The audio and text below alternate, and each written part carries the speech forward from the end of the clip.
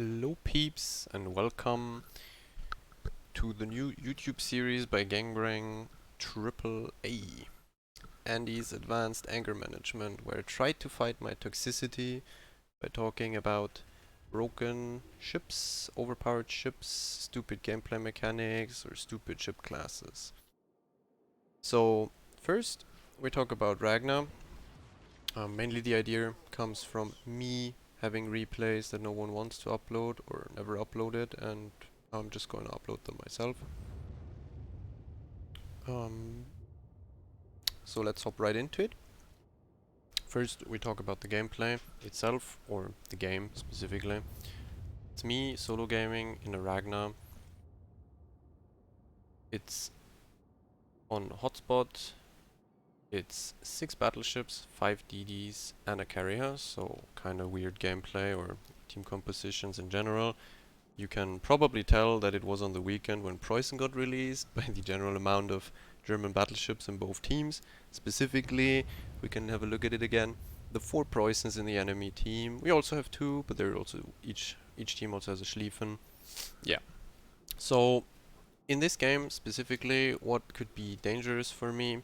Well, the Immelmann could be cocking me the entire game.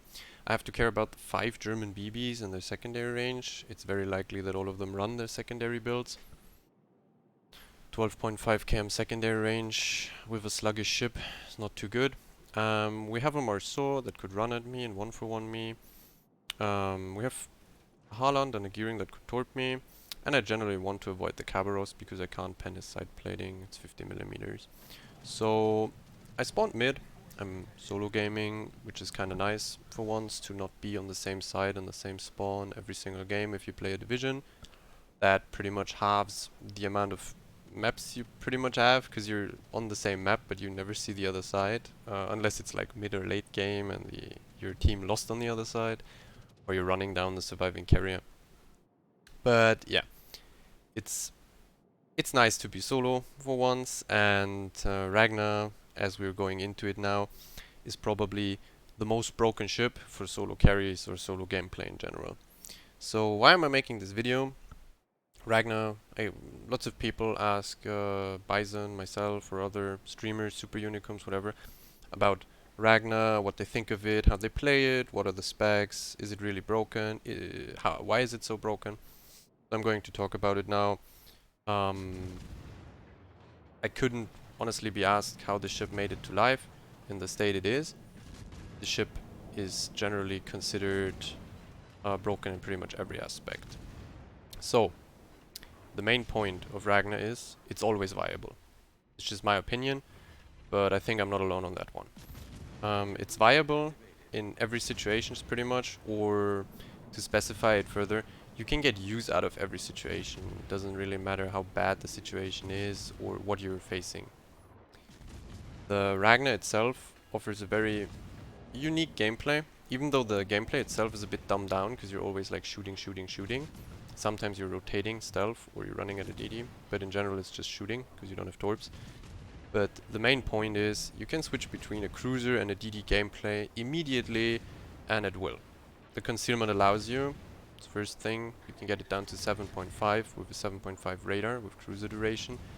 You can get your concealment down to such insanely low levels that you're lower than every cruiser. And if a DD spots you, you can radar him, which means rotations are pretty much free at will, and therefore you can switch between the DD and the cruiser gameplay. What do I mean by cruiser and DD gameplay?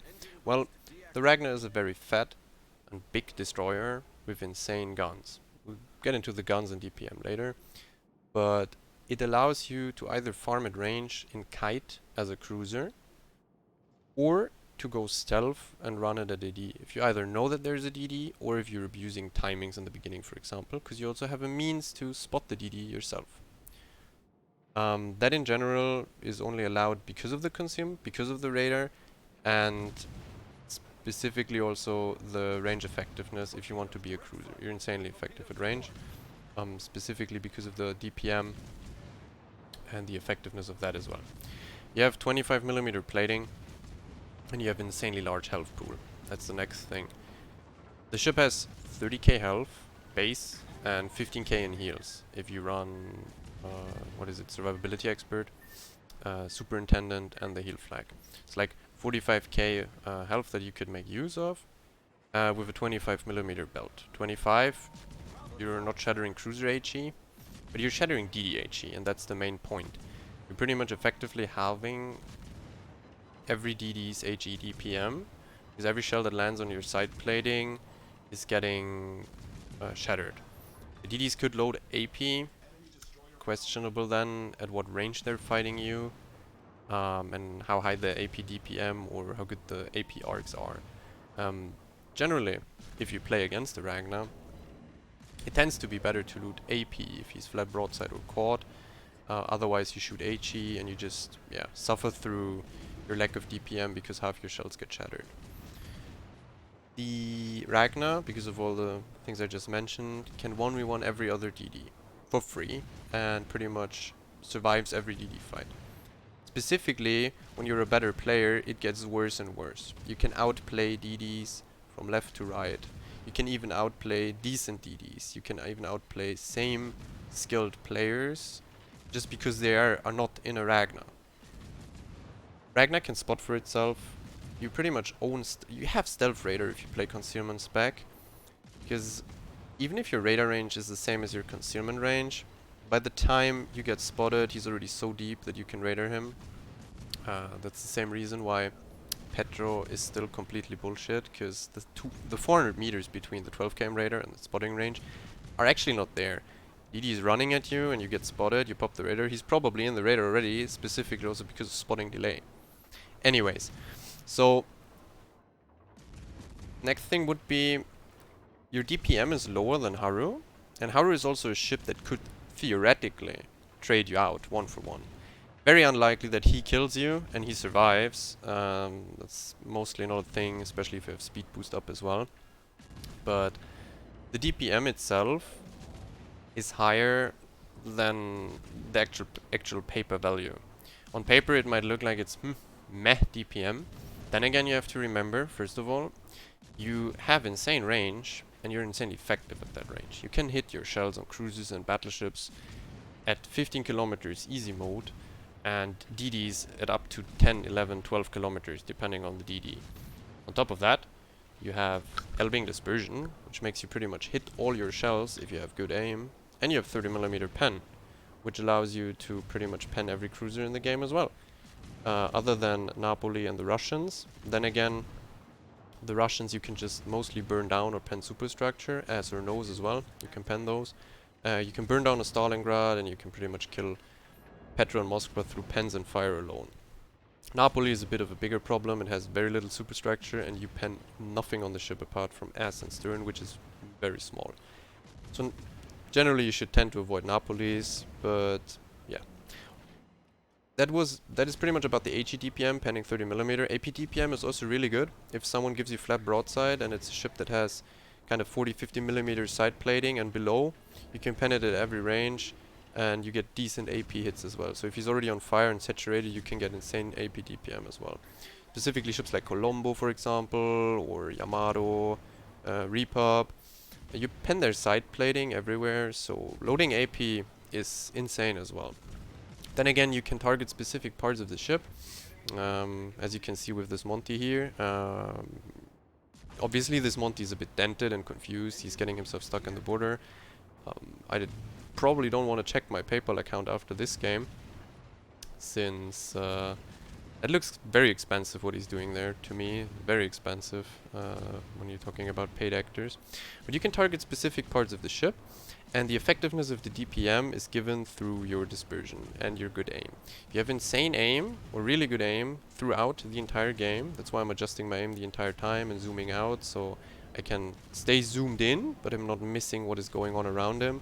So that's why I'm switching out in and out so often, so I see what is going on or if someone is shooting me, since I'm not playing priority target. I make my aim count, and I pretty much hit 4 out of 4 shells, most salvos, pretty much every salvo, which means your fire chance is higher than on paper, because on every other cruiser or DD you miss pretty much half of your shells, whereas in Ragnar you pretty much hit all of your shells. So you can take the fire chance at face value. You burn down everything, you pen pretty much every cruiser, you 1v1 every DD. That's the thing why I say it's viable in any given situations. Also, you have very few counters. The only counters you actually have are good CV players, but only if they play CVs with skip bombs or a midway. Skip bombs are really, really bad against Ragnar. You're fat, and if you turn, you're giving a lot of surface area to get dropped at by skip bombs from the side. So thing there would be that carriers could fuck you, but only if they know what they're doing. And then again, if a carrier knows what he's doing, and he's in a midway, for example, that could also drop you, he probably won't attack you. Because if he knows what he's doing, he knows he loses a lot of planes. Because Ragnar A is no joke.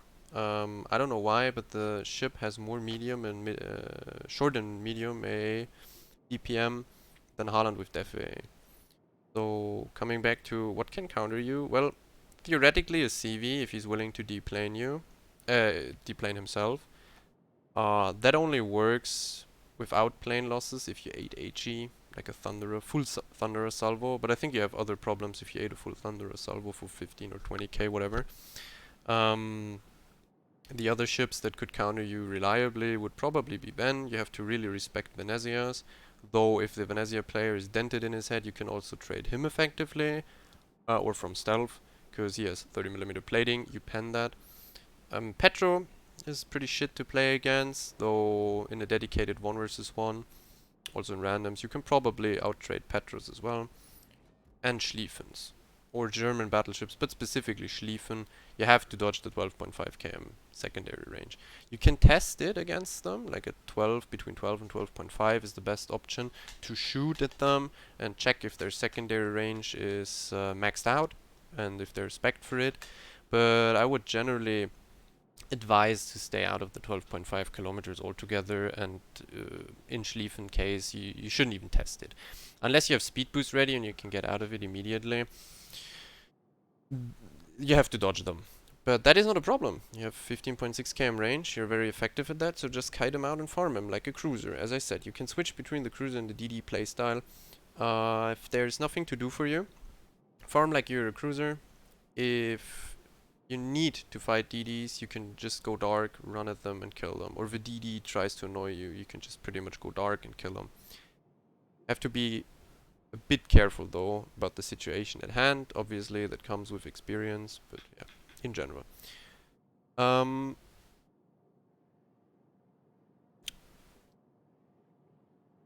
The speed boost is something I didn't mention. The speed boost is Smalan speed boost stats wise. So you get 30% or 35% more maneuver speed and therefore also more maneuverability. Good thing though, you only get 3 with higher cooldown. You have 3 minutes instead of 1.5, and you only have 3, which means there was some sense in wargaming introducing this ship, because with the exact copy-pasted Smalan speed boost, with also 5 charges, the ship would be insanely busted. Because the speed boost allows you to either get out of dangerous situation or pretty much dodge like a French DD at range in a ship like Ragnar. Makes little sense to me, but yeah, wargaming thinks that's balanced. Because Ragnar without speed boost is also insanely hard to kill and very effective. But hey, the ship gets everything. Your radar is cruiser duration, also very interesting. Smalan has 20 seconds, 19 seconds, something like that around radar duration. Ragnar gets 30, gets buffed to 36 with radar mod. So pretty much have enough radar duration to kill every DD. I go into the spec of Ragnar in my case later on, and also why, for example, I run radar mod instead of speed boost mod. I really enjoy the radar mod, by the way. And yeah, pretty much talked about the entire ship for now. You have the ability to 1v1 every DD. You can play farm as a cruiser. So let's kind of think about what I did in this game and how it correlates to what I just talked about, the DD cruiser playstyle switch. So in the beginning I spawned mid, I go towards A and I turn out and kite, and I generally tend to farm.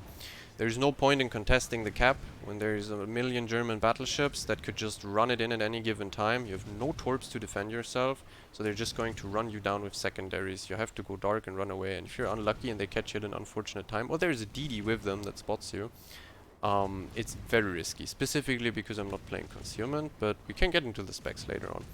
So I turned out in front of A, wanted to generally be the one spotting through the channel, through the A gap, into the 1-2-3 line.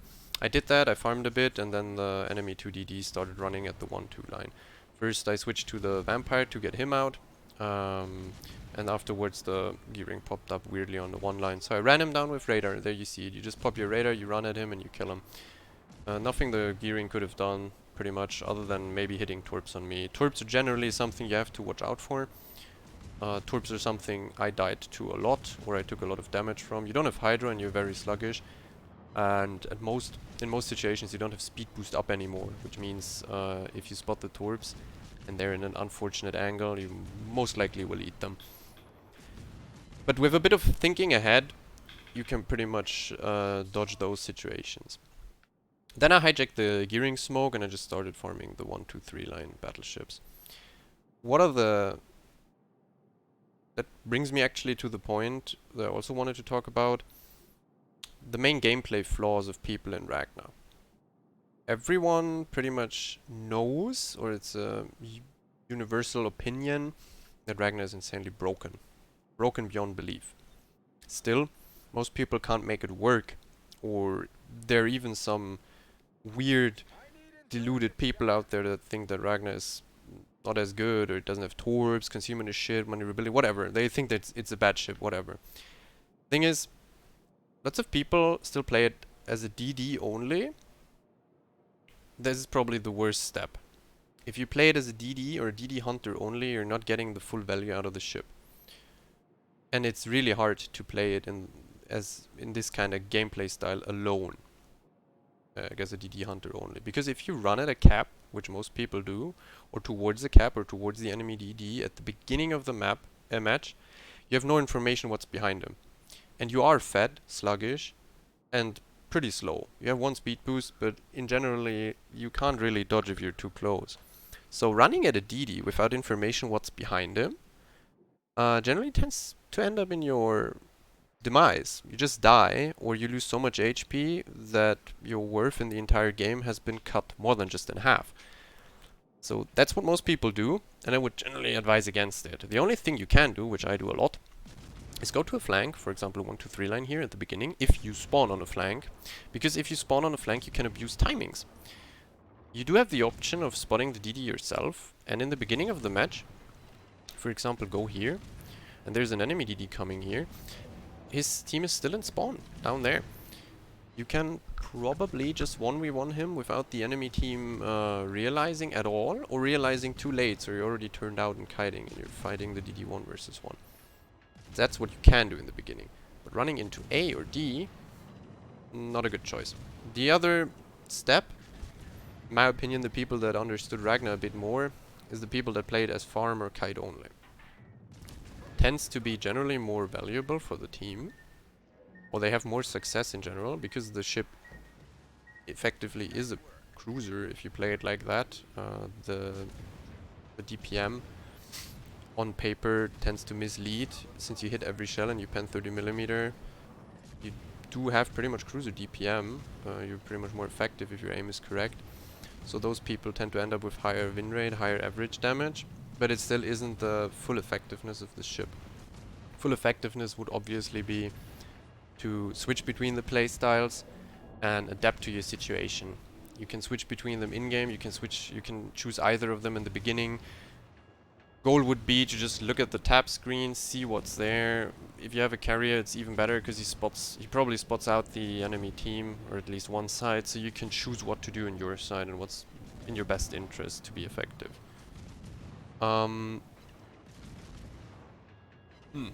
Also, people tend to not stay at the optimal range. For example, here, German BBs, you want to farm them at like 13 km or above. 13 km is probably the best because you're decently close to 100% hit all your shells on the superstructure, but you're far enough away so the secondaries can't hit you. Also, like fighting cruisers. You don't want to fight cruisers at below 11 or 12 km. You want to fight them at 13, 14, and mostly you want to fight the cruisers that are stuck on a rock. Because some battleships or DDs are blocking them off in your team from going away from those rocks. Yeah. So keeping the optimal range, also a main gameplay flaw in most people. So the game is nearing its end. We're going into the specs and talking a bit about the Ragnar solo carry potential. I have prepared the end screens. I actually took them. We have a victory. We have achieved a victory. Obviously mid-game it was just better to keep the 2 caps. We lost our CV, so just let the enemy run at us and make the mistakes. The Conqueror was too healthy to die, so there was no point in going closer to the carrier and actually risking getting Immelmann bombed. Because even if he's not good, if you're close enough, he can just spam skip bombers into you, and you might get an issue through that. But in the end, we won. It's 387k damage. That's a lot of fucking damage. Mostly farmed on BBs, obviously. And there was also a paid actor in the enemy team as a Monty. No special. Like it's just high damage, 5 kills. Nothing special there. Maybe the Dreadnought is interesting. It's a DD that can definitely get the Dreadnought achievement more than once. I ran full econ flag, that's why I have so much credits and XP. The scoreboard would be this.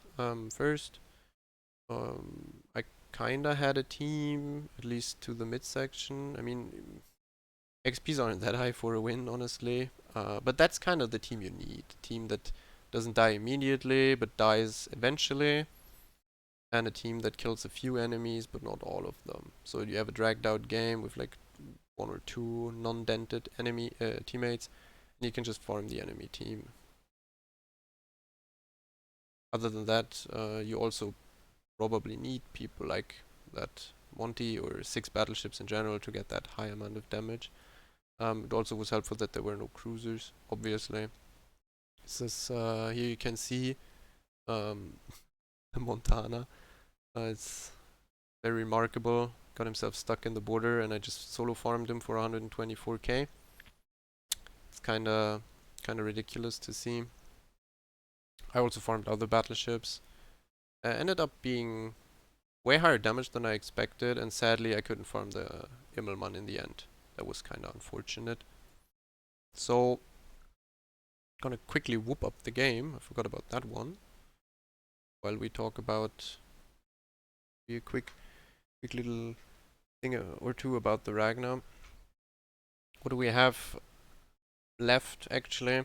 Well, I started the game or the video out by saying that I think Ragnar is the most broken ship for solo carry, and I 100% stand by it.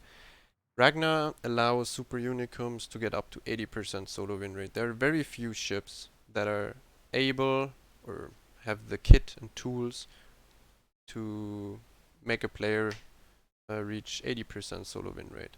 It's very rare.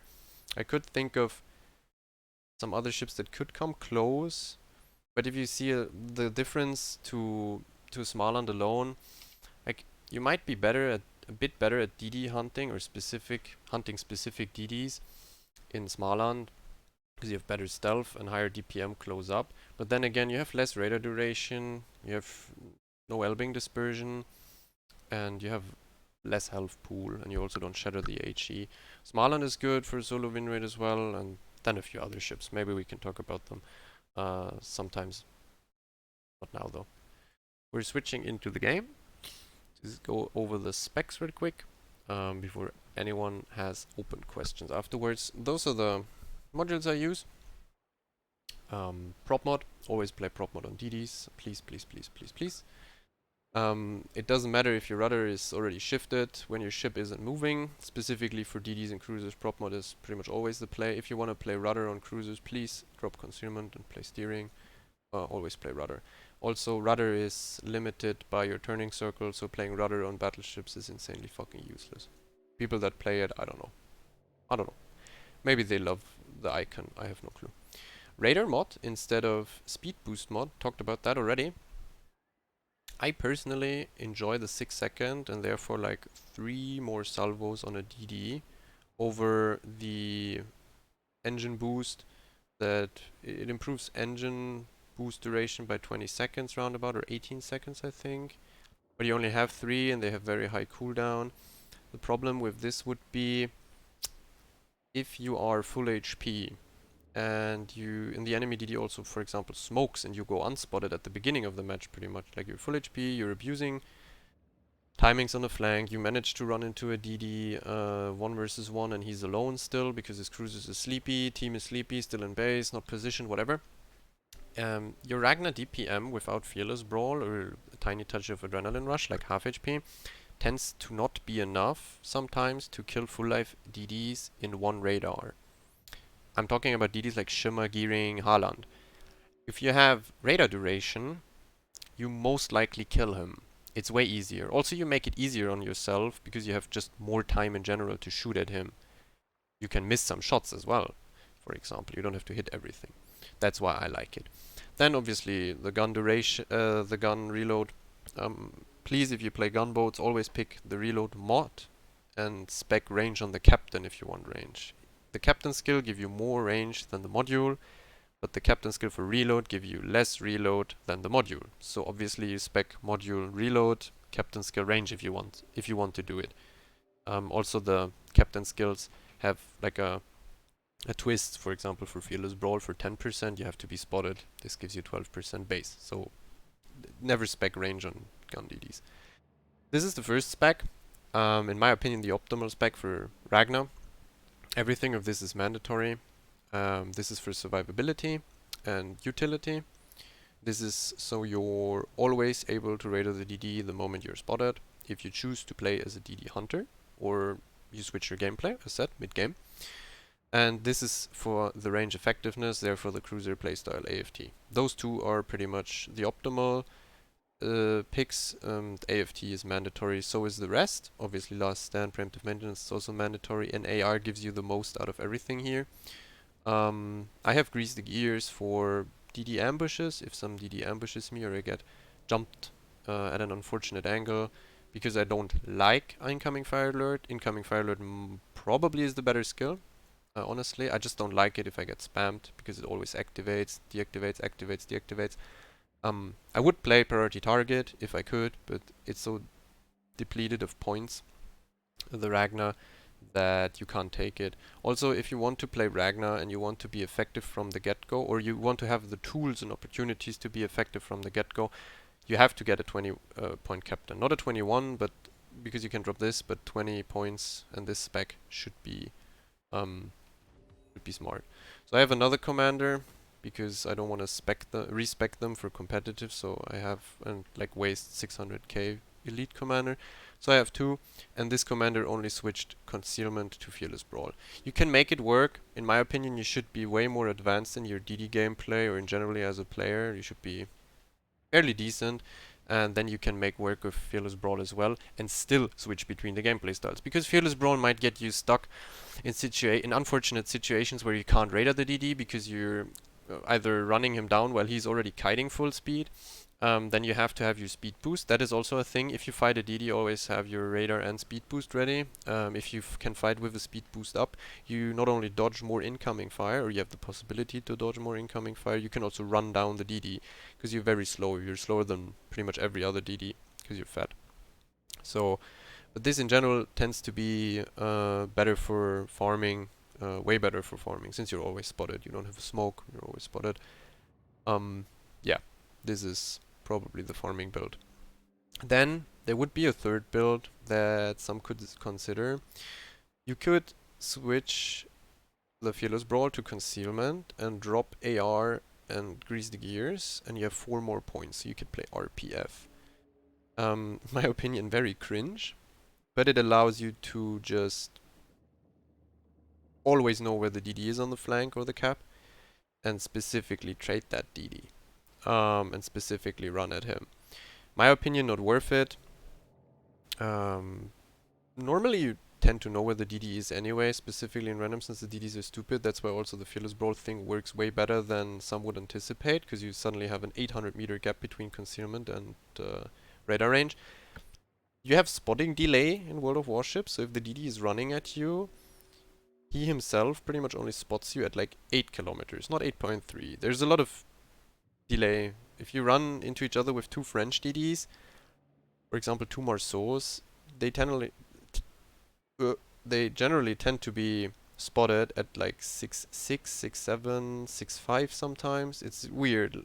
There's a lot of delay in there, so you actually notice that you spotted someone a bit later and you already crossed some distance.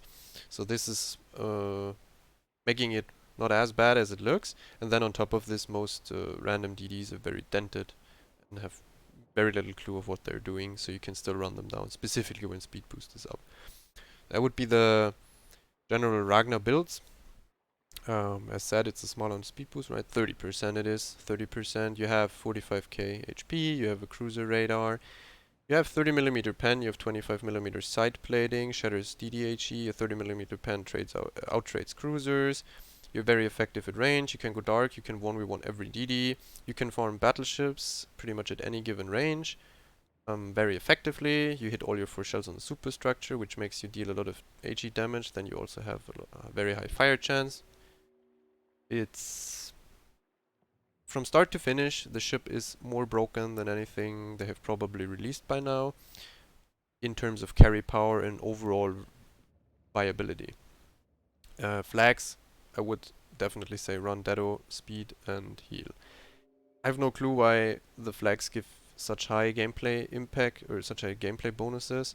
Specifically the heal flag, in my opinion, is completely ridiculous. It gives you 20% more viability on the heal, so you pretty much are mandatory to run it. But anyway, just saying, please run your flags. Also run the Dado flag. You're getting shot at a lot in Ragnar and you want to make use of your full 45k potential health pool. You don't want to detonate after maybe 15k damage taken. Doesn't work like that. So, we come to an end. As said, possibility to get 80% solo win rate is, in my opinion, proof of how broken the ship is. Specifically, also, what you have to remember, you're playing in a class that has no citadel. Ship has no citadel. Cruisers have to deal with overmatch. So if you're Ragnar and you're playing as a cruiser farming, you don't have to care about overmatch. You don't have to care that you get citadel or even full pent. You only get overpent by battleships. You have so much more survivability in this destroyer. It's insane. But the destroyer, or like the ship itself, is still placed in the destroyer class, which means first of all it has way lower concealment than cruisers on top of not having a citadel, and the most remarkable bullshit ever is you're divvying destroyers. Like you get an insane, if you're really good at destroyer in general, but specifically at Ragnar or also Smaland, and you get matched up against another destroyer, it's most likely someone that doesn't understand the class or the game in general. So your difference on this class and this ship towards the enemy team is insane. You can pretty much 1 versus 4 the whole enemy destroyer lineup after one another. You can even 1 versus 2 destroyers at the same moment. That's how broken Ragnar is. And if you can't run at the destroyer because he's covered by cruisers and battleships, just go at 12-13 kilometers and farm out the nosing cruiser on the rock. Or farm out the battleship that wants to push or is generally in your range. And if there's a carrier, quick tip, always let him come into the mid to short range AA. Don't open up your AA before that. You have 6.9 range, but you do pretty much no damage at all. You throw out some flag, but it's no def AA flag, so it doesn't deal damage. But when he comes into the medium mid-range AA, it's more DPM than Haaland with def AA. I mean, my Haaland isn't gun spec, but even with def AA, Haaland doesn't reach these levels. And def AA isn't active all the time. Ragnar AA is the same thing all over. Please also don't spec your Ragnar's AA now. So, that pretty much sums up the whole variety of reasons why Ragnar is the most busted ship in the game. If you have any questions, or feel free to discuss below the video, I will definitely answer, unless the question is insanely stupid. But if you have any other ideas about ships, ship classes, or gameplay mechanics I could make a video about, feel free to propose them to me. I think about it. Obviously I have to get gameplay first, so it might take a while. So yeah, with that, I am ending the video. I hope you understand why Ragnar is insanely broken. and maybe see you in a few days. Have fun, take care, and get your Ragnar for steel.